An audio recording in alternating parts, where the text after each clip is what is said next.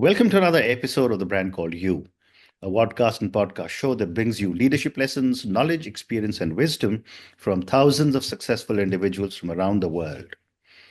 I'm your host, Ashutosh Garg, and today I'm delighted to welcome a senior and accomplished professional with a passion for flying from California, USA, Mr. Samir Kanuga. Samir, welcome to the show.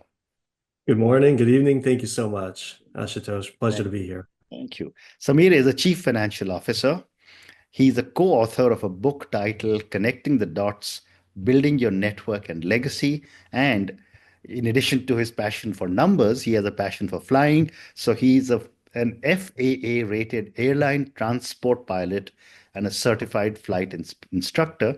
And you can see the aircraft just behind him on his screen.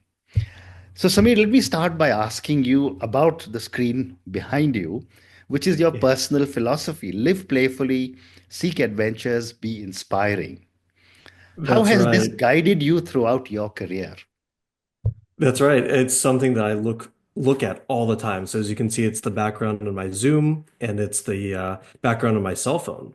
And so it's just a something that I repeat to myself as, to approach life with joy, curiosity, and purpose. And it's just how I engage with family and friends and the world in general. So live playfully, means it reminds me um, to just keep joking around, even in the high pressure situations. And, with laughter on your face, it just lightens the mood and you can get a lot accomplished. So seeking adventures comes from my love of aviation. Mhm. I've been flying since I was a little kid, love to travel. I've traveled the world. Mm. And so that's where the seek adventures come from. And be inspiring is a tribute to all the mentors, either officially or unofficially, that I've had throughout my career that have helped me. And I feel that it's my duty to pay it forward.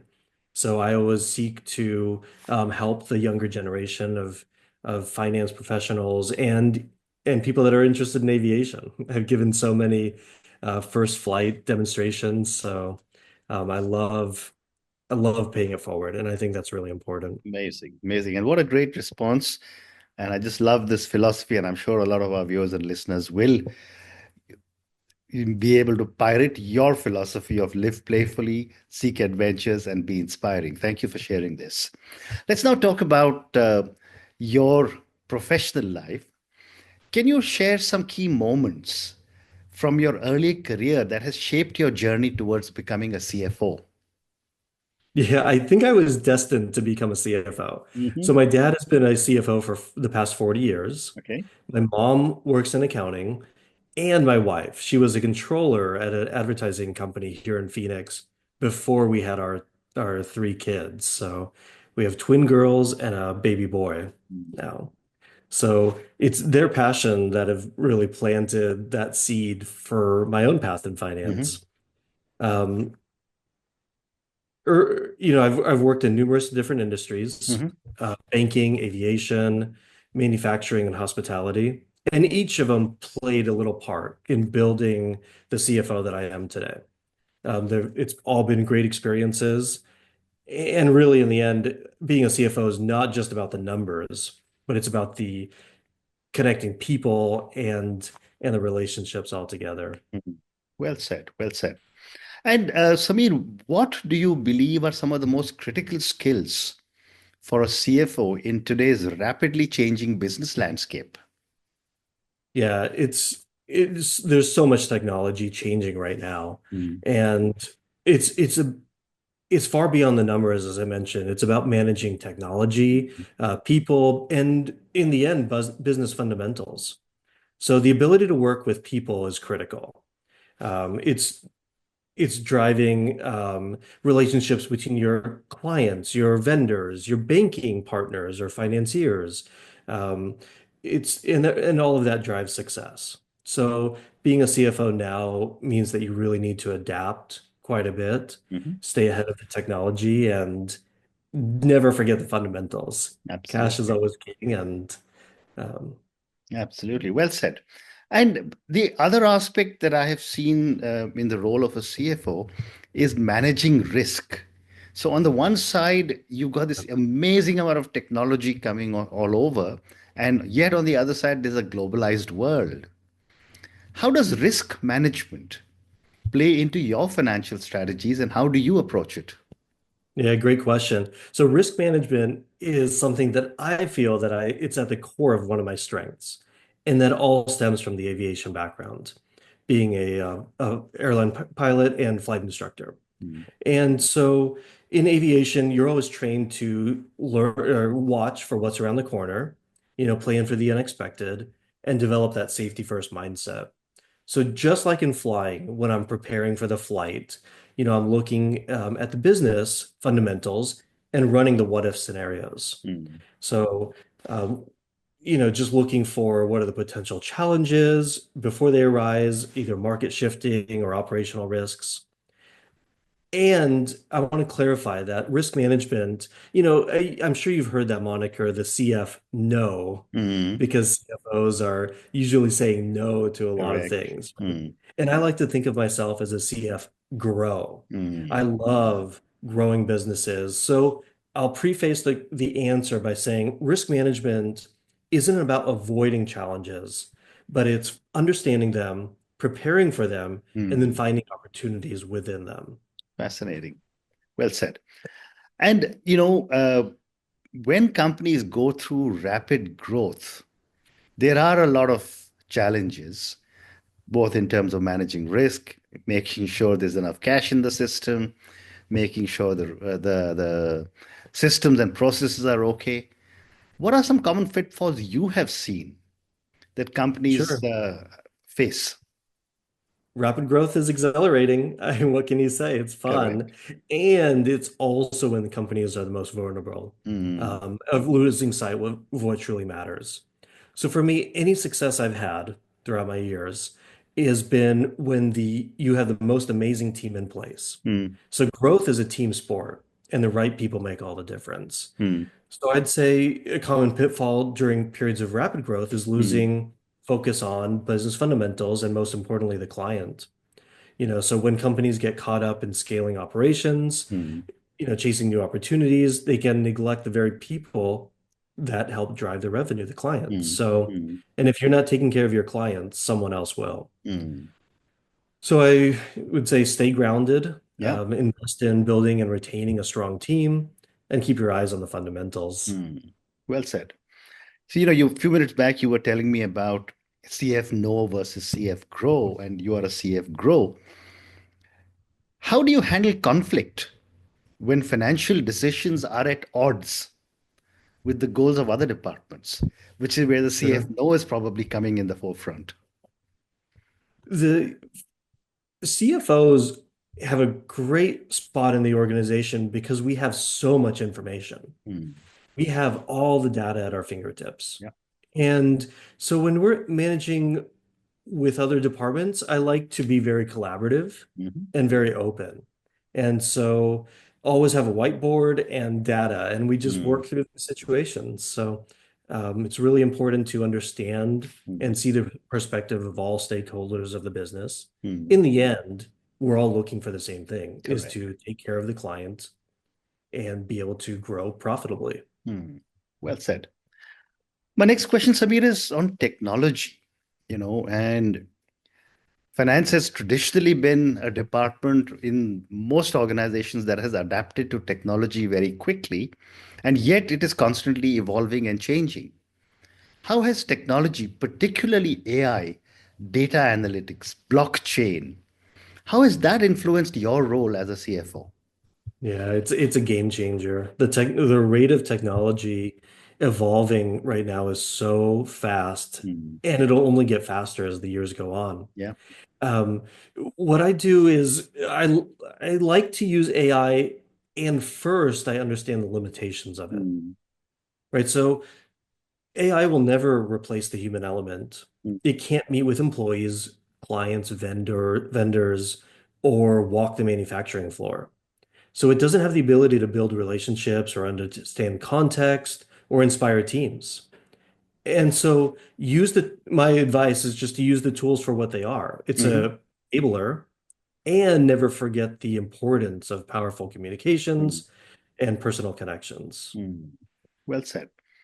And one of the things I have seen with finance people in the organizations that I worked in is that from, there's, as you mentioned, a very strong collaborative approach is needed. And yet you have the challenge of ensuring you seek financial accountability.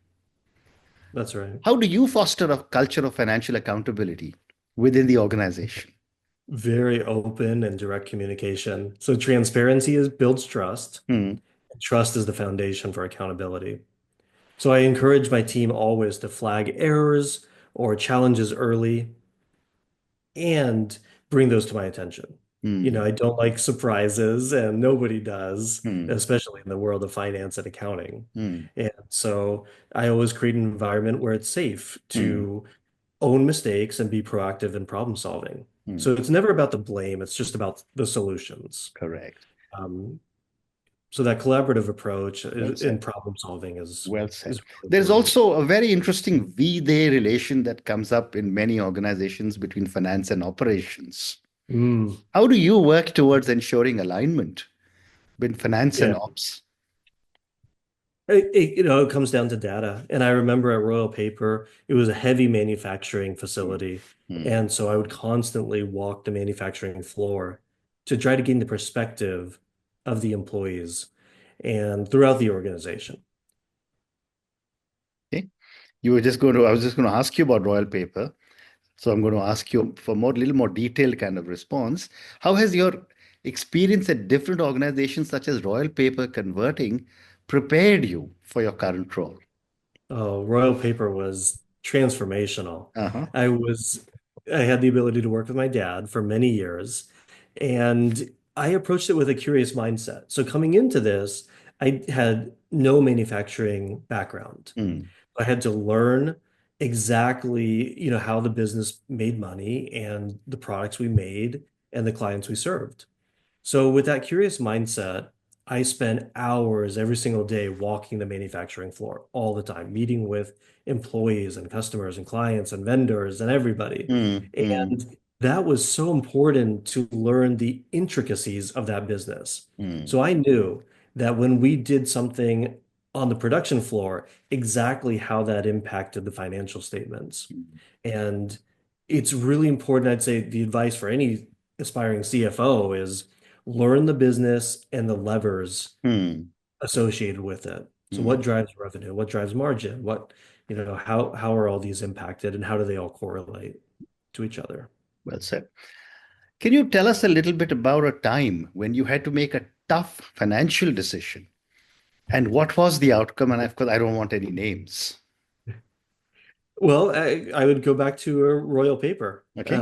When we hit a point in time where we were stagnant in growth. Mm, So we were buying over 50% of our raw materials from the outside market. mhm, And we had to make the investment of building a second paper machine, which, if it went wrong, it could jeopardize the health of the existing business, right? Lead to bankruptcy, or, mm, if you were over budget or missed deadlines, or the machine didn't meet production specifications, right? And we also knew the upside too, the increased margins, the mm, self-sufficiency, and mm, long-term growth. mm, And we ended up doing it. We put the second paper machine in, mhm. and it was a huge success, a runaway success. Amazing. So all attributed to the most incredible team that we had built, Mhm, and we were all very much aligned on how to work together and install this paper machine. So we got the machine up and running quickly, and it production far exceeded our expectations. The margins improved significantly of net income annually, and it was a very quick payback period. So it was a huge risk, and in this case, it paid off. So the lesson that I took from that is it was a very calculated risk with an all-star team, well and we hit the said. nail on the head. Amazing. What a story. Thank you. Two more questions relating to your current role as a CFO, and then I want to move to your passion for flying. What would you consider as your biggest professional achievement as a CFO? Hands down, going as a CFO is everything beyond the numbers. Mm, It's about inspiring the team mm, and all the people that I've helped along the way. So leadership to me is not about driving results or numbers. It's, that's our scorecard as a CFO. mm, But to me, it's about empowering others to grow and succeed and mm, believe in their potential. mm. Like the paper machine story in Gila Bend. So we were making paper in the middle of the desert. Wow. Nobody thought that was possible, Mm, because paper manufacturing requires a lot of water. correct. So, with all the complex challenges that I faced, navigating the water in Arizona, I'd say what stands out to me is the ability to mentor others, lead the teams, and foster collaboration and accountability. Fantastic. A last question for you, and then we'll move to the next segment. A lot Oh, of can young I people, have to go back though and please go ahead. say also, another achievement is just raising a family right now. So I'm very blessed to have a very supportive wife and family. She and Pooja's amazing. So we have three kids, as I mentioned. They're young. They're 7 years old. Twin girls are 7, and our boy is 6. And that's a huge accomplishment. Absolutely. I give a lot of credit. I couldn't do anything without my wife, and she's Yeah, very supportive. But managing that work-life balance too is very difficult. So, um, correct. And not only have you managed your work-life balance well, but you've also lived playfully, you've sought adventure, and you've been inspiring. thank Fantastic. you. I think that is a huge achievement for any professional. Well done. Oh my gosh. One more question. A lot of young people will listen to our conversation, Samir, and a lot of them are finance people. What advice would you give to aspiring CFOs who are just starting out? Yeah, I would say be the best you can Mm, in the role you're in right now. mm, So every job is a stepping stone, and the lessons you learn today will shape the leader that you become tomorrow. mm, And I'll give you an example is I started my career in retail banking mhm, and at Wells Fargo. And all those things that I learned back then, the rigorous checks and balances, mm, the attention to detail in the numbers, mm. the customer service, it all instilled lessons that I employ even today in my career. Wow. So we learned so much about how to send wires and the checks and balances and what you're looking for fraud Mm, protection. mm, And all of that has stuck with me. So mm, the best advice is be the best you can right now. mm. So whatever job you're in, be the best at it. That's it. Samir, you're also, as we mentioned in the introduction, an FAA rated airline transport pilot and a certified flight instructor. And you told me that you had a passion for flying since the time you were very young. Tell me a little bit more about what you've done as a pilot and how does your experience as a pilot influence your leadership and decision-making style? Yeah, aviation has been a big part of my life since I started flying when I was 12 years old. And particularly the flight instructor has been very instrumental in building up my leadership skills. Mhm, And I would say that it requires really a lot of patience and really strong communication skills. mhm, So when you're meeting with um, students that are learning how to fly, we take a lot of time to prepare for the flight. So review what are the expectations, what will the flight look like, and they typically go in 2-hour lessons. What we're going to accomplish on that flight, and then at the end of the flight, review and debrief. And so I carry a lot of those skills into business in mhm, general, is looking at, let's talk about business strategy and let's debrief when we've executed on something. So, again, risk management is another area that's influenced me. And I think flying and business to me works hand in hand and it's very seamless. correct. So it's fostering trust, creating that shared vision, Mm. and being prepared for the unexpected. Yeah, yeah, yeah. I have time for two more questions for you.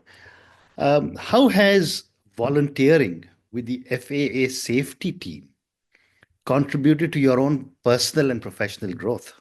Oh, it's a great organization. So here in Arizona, we have about 80 volunteers, and I came on the FAA safety team about 17 years ago.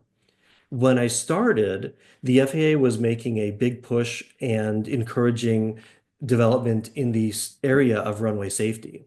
So that actually became my focus Hmm. is as I got to learn and so I had to learn about runway safety, write presentations, and deliver presentations all Hmm. across Arizona. Hmm. I actually won a FAA award for that. Oh, Yeah, congratulations. yeah, thanks for delivering those presentations. So Hmm. um, it's been very rewarding, Amazing. a great Amazing. experience. Fascinating. Fascinating. And my last question for you, Samir. Can you share a flying experience that taught you an important life lesson? Absolutely. And I was just listening to your podcast this morning and I Hmm. heard Cindy Skaliski of On Point Yeah, Communication. She said a story will be remembered 22 times more than a data point. So correct. let me tell you a story about flying. Yeah. It's one of my most harrowing experiences. Hmm. I was flying with a student. It was about 2 hours into the lesson and we were just wrapping up. Hmm. So we had done a low approach and we were taking off and climbing out of the airport so we can come back home after about 2.5 hours of flying. And as we were taking off from this airport, we heard a loud boom and then complete silence, Wow. nothing. Hmm. So we had just lost the engine of our single engine aircraft. Amazing. And immediately you just go into instructor mode. So I was teaching at the time and I stayed in instructor mode. So I said, okay, it takes you a few seconds to Hmm. actually Hmm. realize, wow, this is really happening right Hmm. now. Hmm. And so I took a deep breath and said, okay, this is what we practice for. Hmm. So I stayed in instructor mode and I talked to my student. I said, this is exactly what we practice for. We need to manage our airspeed, make a U-turn to land opposite direction of the runway we just took off from, and then run through our checklists and get the landing gear down and the flaps. And it all worked out. Wow.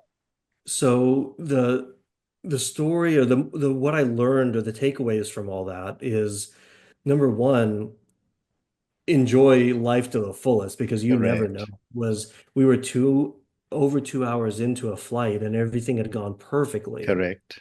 and you just never know when you will be called up to stage or when your Hmm. moment is.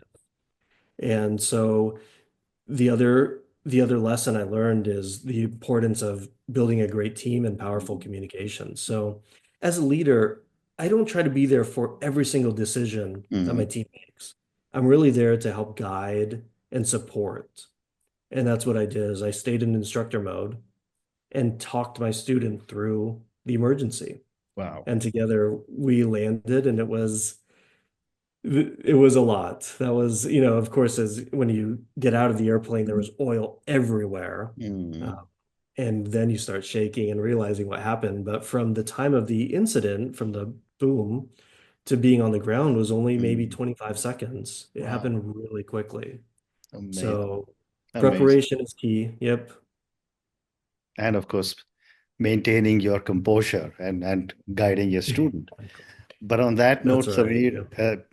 in fact, this story probably could be the theme for a new book for you on how you actually brought down an aircraft which with no engine. Thank you on that note for talking to me about your own personal philosophy, live playfully, seek adventures, be inspiring. I think we covered a lot of grounds in your role as a chief financial officer, and clearly you love the job. You spoke about critical skills, we spoke about risk management. You also told us about the common pitfalls. You told us about the CFO, CF know and versus CF grow. I think I haven't heard these terms, but they're great terms for us to use. You also told us about how you align not just teams, but culture as well. And then, of course, you took us through some amazing stories about your passion for flying. Thank you again for speaking to me, and good luck to you.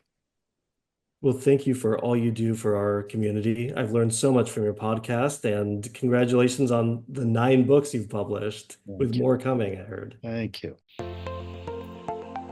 Thank you for listening to the Brand Called You videocast and podcast, a platform that brings you knowledge, experience, and wisdom of hundreds of successful individuals from around the world. Do visit our website www.tbcy.in to watch and listen to the stories of many more individuals. You can also follow us on YouTube, Facebook, Instagram, and Twitter. Just search for the Brand Called You.